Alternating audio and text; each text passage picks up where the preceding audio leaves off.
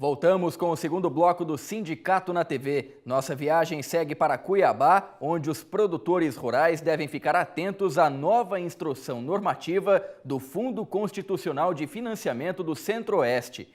Quem explica para a gente todos os detalhes é a analista de agricultura da Federação da Agricultura e Pecuária de Mato Grosso, Karine Gomes. Bom dia, Karine. Bom dia.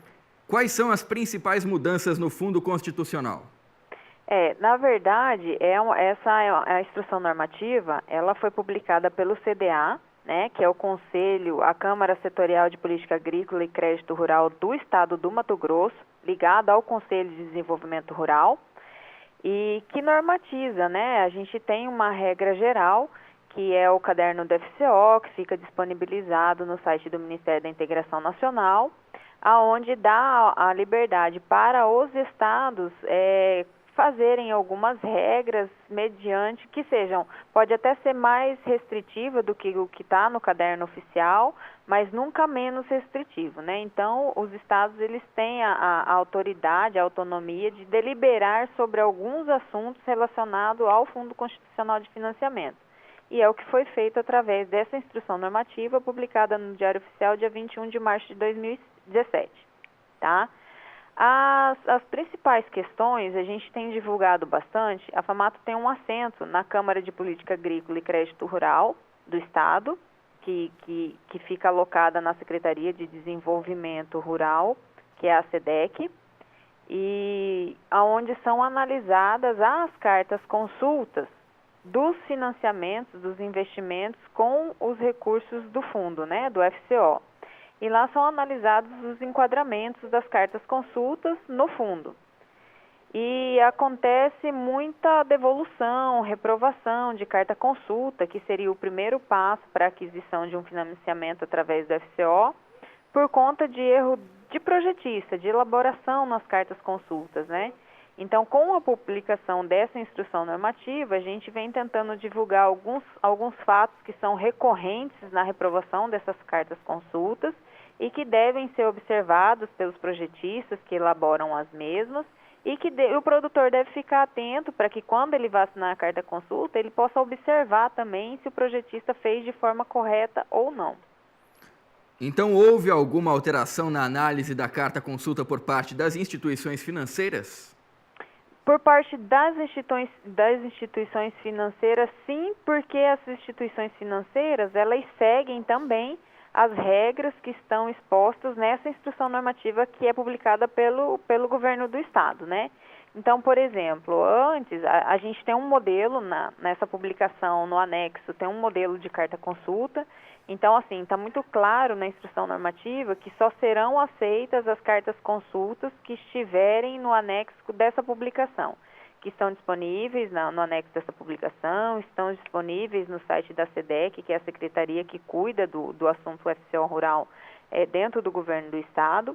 Então, assim, a instituição financeira não é para aceitar a carta consulta que não seja essa oficial. Então, todos têm que ficar atentos para utilizar a carta consulta oficial, que está disponível no site e pode ser solicitada nos agentes financeiros também. Lá tem uma distribuição de itens financiados.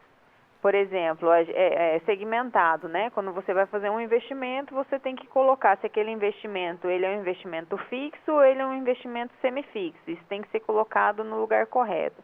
Nós tínhamos muitos problemas em relação principalmente aos financiamentos de armazém, né? Eram muito confundidos os itens que eram fixos ou semifixos. Nessa instrução normativa nova, chegou-se a um consenso, né, dentro da Secretaria de Estado e de todos os participantes do Conselho de Desenvolvimento Agrícola do Estado, que como a armazenagem, por exemplo, é uma grande prioridade, é um gargalo logístico do Estado e de infraestrutura, então, assim, todos os itens relacionados à construção e ampliação de armazenagens de grãos deverão ser classificados como investimento fixo nas cartas consultas.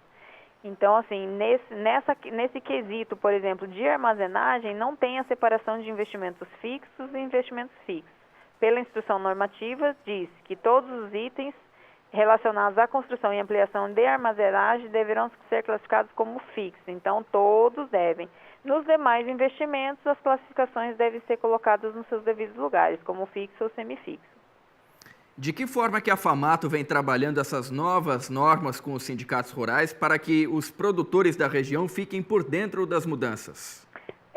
Nós trabalhamos esse tipo de informativos aqui no estado do Mato Grosso através de informativos técnicos, né, que são elaborados pelos analistas aqui da federação, são encaminhados para todos os sindicatos rurais para distribuir entre os seus associados.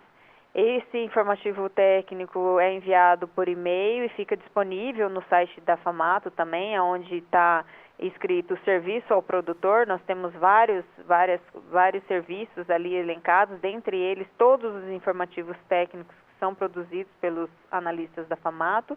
E é feita matéria, a gente divulga, manda por mail, dá as entrevistas para deixar o pessoal atento aí às resoluções que vão sendo atualizadas pelo governo do estado para evitar o atraso, né, o retardo do processo do investimento por conta de erros que podem ser evitados.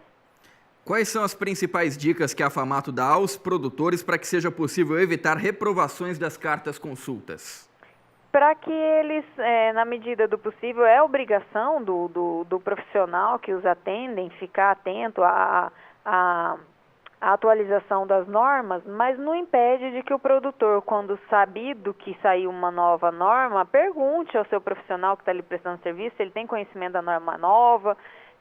Se ele tiver alguma dúvida, pode pedir para entrar em contato aqui na FAMATO, que a gente ajuda, os profissionais também que prestam serviço para eles na atualização das novas normas, e fique atento e cobre do prestador de serviço dele para que faça de acordo com as instruções atualizadas para que não tenha erros, né, e acabe atrasando o processo de financiamento. Karine, também tivemos mudanças nas regras do financiamento na atividade da bovinocultura de leite e de corte?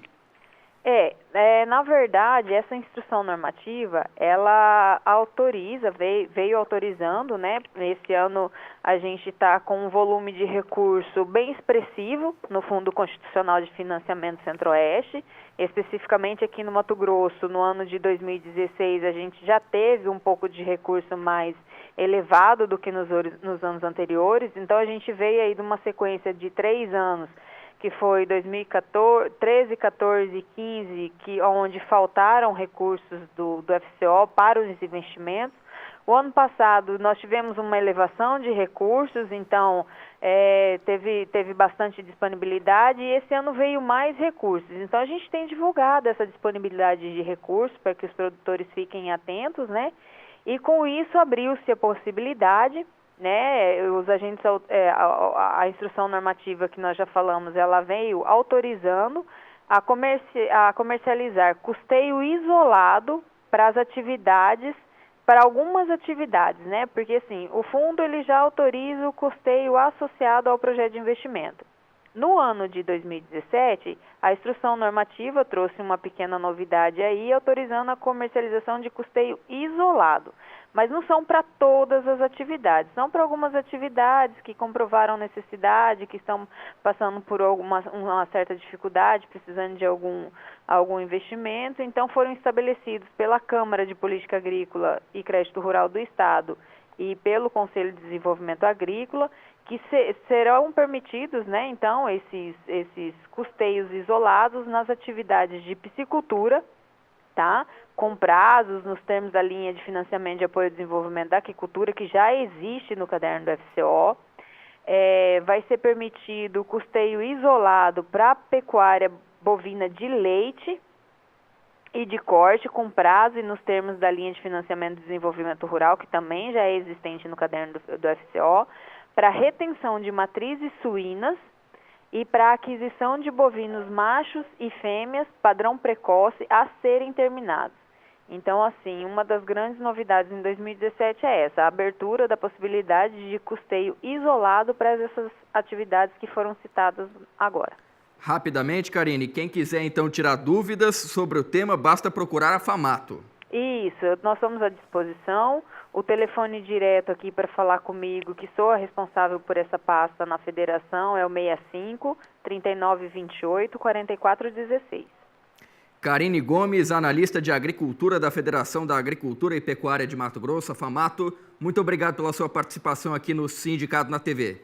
Obrigada, eu que agradeço.